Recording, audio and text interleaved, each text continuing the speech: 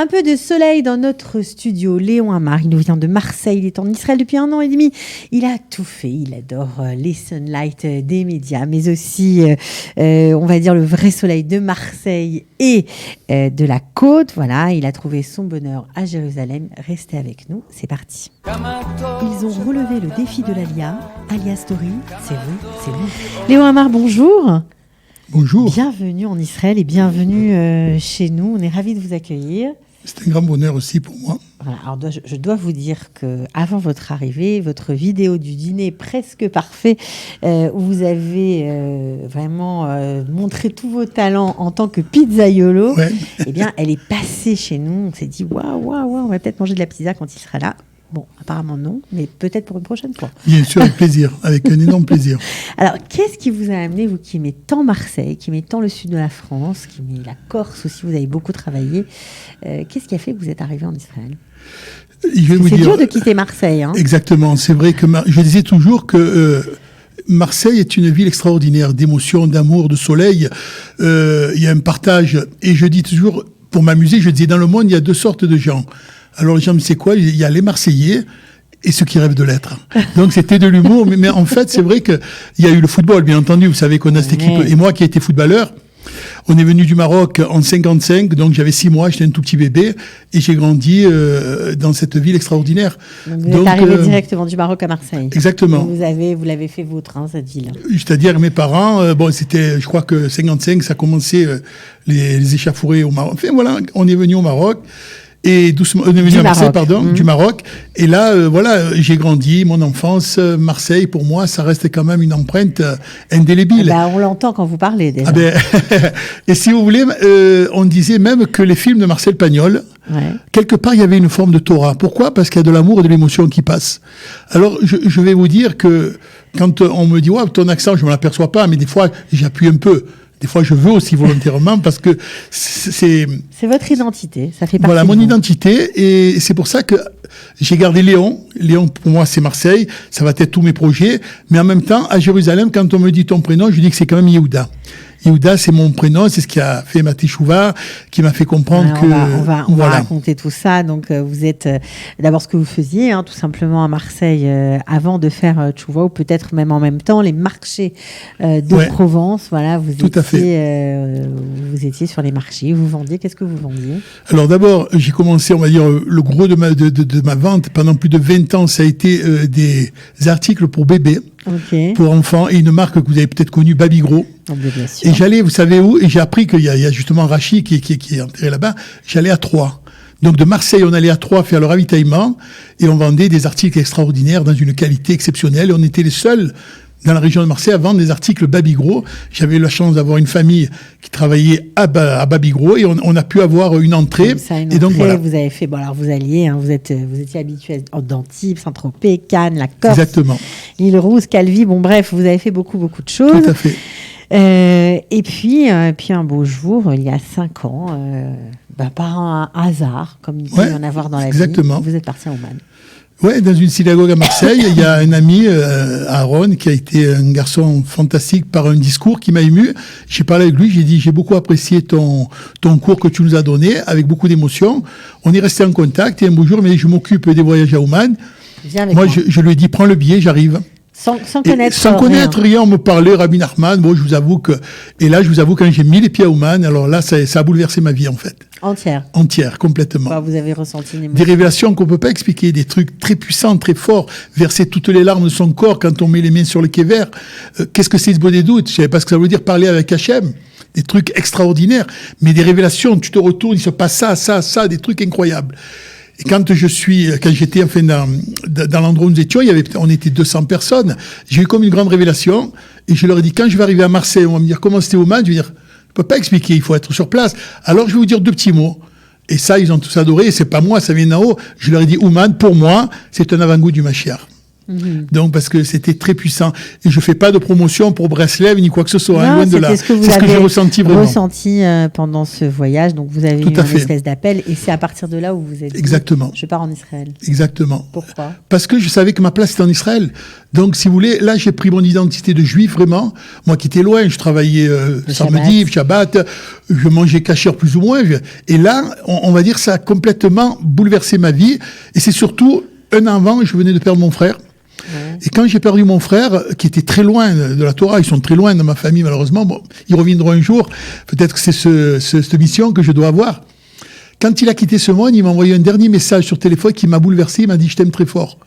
Et ce message-là, par rapport à lui, j'ai commencé à faire le Kaddish. Et doucement, les choses ont évolué. Et la coïncidence a fait qu'il y a eu Ouman qui a enchaîné. Et voilà, vous êtes et là, je suis dans un chemin lumineux. Alors, un chemin lumineux, avec Jérusalem, ça tombe bien. Pourtant, vous êtes arrivé à Ashkelon au départ. Oui, j'ai ma tante qui est là-bas, qui m'a reçu en me disant si tu n'as pas d'hébergement, quand on m'a dit quel sera ton...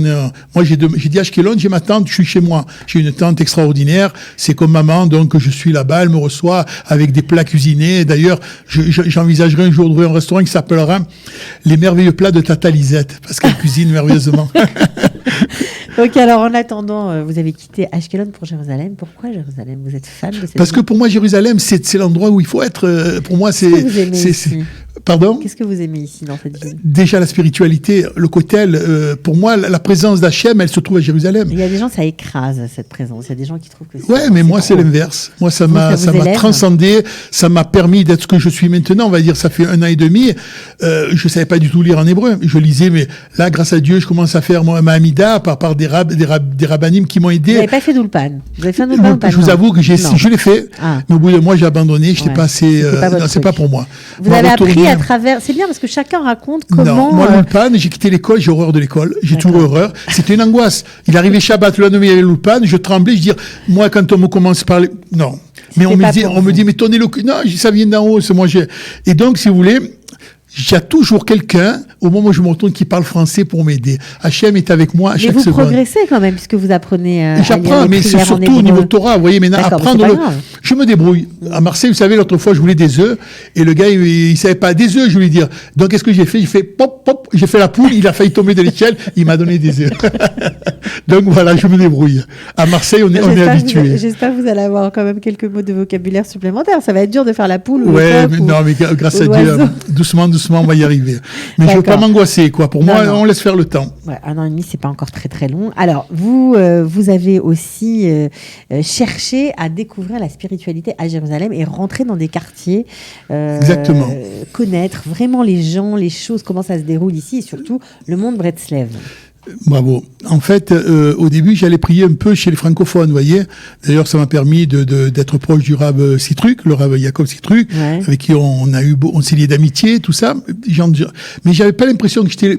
Vous avez fait votre alliance. Là, je me suis pris par la main et je suis allé à la grande synagogue des Breslev, justement. Alors là, c'est vraiment les pléotes. C'est vraiment... Elle se trouve où? À Mea Shearim, dans le quartier religieux.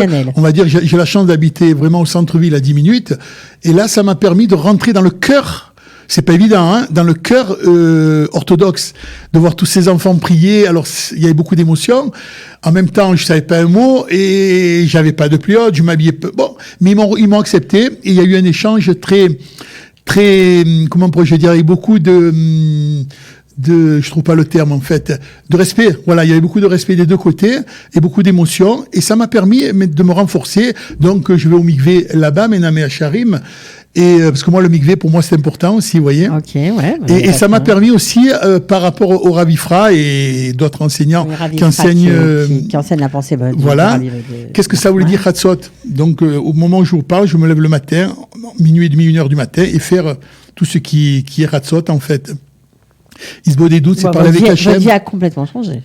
A complètement bouleversé. Là, on me dit, celui qui connaît le Léon, mon ami d'avant et le Yehuda de maintenant. Le Léon du dîner presque parfait, exactement, le Léon d'aujourd'hui, complètement. Très Mais vous savez, en même temps, c'est pas ce côté. Moi, vous savez, j'ai horreur de ce mot religieux. Moi, je sais pas ce que ça veut dire religieux. Nous sommes pas et ça, on le dit bien dans le Rav Yoel Benaroche qui donne des enseignements extraordinaires. Nous sommes une lumière. Nous sommes un enseignement. Nous sommes la Torah. Et donc, quand on me dit, non, je suis pas devenu religieux, je me suis simplement rapprocher de la vérité, en fait. Et la vérité, c'est Hachem. Donc, je suis en ce monde pour servir notre créateur, notre roi, et voilà. Alors, est-ce que vous allez quand même avoir des projets professionnels? Est-ce que vous allez Bien sûr, de retravailler, absolument, complètement. De faire des choses? J'ai 1000 choses à faire ici en Israël, à Jérusalem en plus. Culinaire. La pizza, on va la mettre de côté, on va attendre, parce que je ne vous cache pas qu'il paraît, et c'est ce qu'on dit, que je fais la meilleure pizza du monde, mais en même temps, parce qu'il y a la manne d'Hachem, ça vient d'en haut. D'accord, ok. Bon, on vous demande à goûter, donc on vous prend sur voilà, parole. Avec plaisir, ça c'est un grand plaisir pour moi de partager. Ensuite, en parallèle, j'ai des produits culinaires que je peux pas trop dévoiler. Des spécialités de Marseille. Marseille, entre guillemets, exactement. Et je suis sûr que ça a sa place ici en Israël. Qui n'existe pas ici, que vous aimeriez... On va dire, il y en a un par-ci, par-là, mais que je veux exploiter, et je donnerai presque une garantie que c'est obligé que ça marche. Exactement. Ouais. Ça, c'est le côté culinaire. Ensuite, il m'est venu l'autre fois une idée extraordinaire. On avait, avec un ami, j'ai ramené mes boules de pétanque. D'ailleurs, il y a une chanson sur Léon. C'est normal. Il y a une chanson sur Léon, sur Internet, qui est très connue. Vas-y, Léon, on voit bien le bouchon, et il y a une, voilà. Alors, je me suis renseigné auprès de la mairie pour lancer un club de boules à Marseille, à Jérusalem. Club de pétanque à Jérusalem. À Jérusalem, ça peut être très sympathique. Mais je crois que vous allez avoir des fans, à mon avis. Hein. Mais pourquoi pas. Et alors, tout le monde peut jouer, aussi bien les femmes que les hommes. C'est vraiment attrayant. Moi, j'habitais à Marseille, j'avais mon jeu de boules dessous la maison. Donc, c'est vraiment, il y a une convivialité. Et c'est quelque chose de très agréable. Ça serait adapté ici. Vraiment, ça peut, largement. Moi, je pense que ça a sa place. Bon, ça existe déjà à Tel Aviv. Exactement, à Ashdod, à Natania. Ouais. Donc, faire, voilà, c'est un message. On pourrait faire des compétitions intervilles. Tout à fait. Et les Israéliens, vous pensez qu'ils seraient fans de pourquoi ce pas. sport? Moi, je voudrais bien un gars, un bracelet avec ses pioches aux boules, pourquoi pas. Ça reste dans le domaine de la Torah, hein, pourquoi pas. Voilà. Et en parallèle, après, alors là, ça va plus loin, mais j'ai espoir.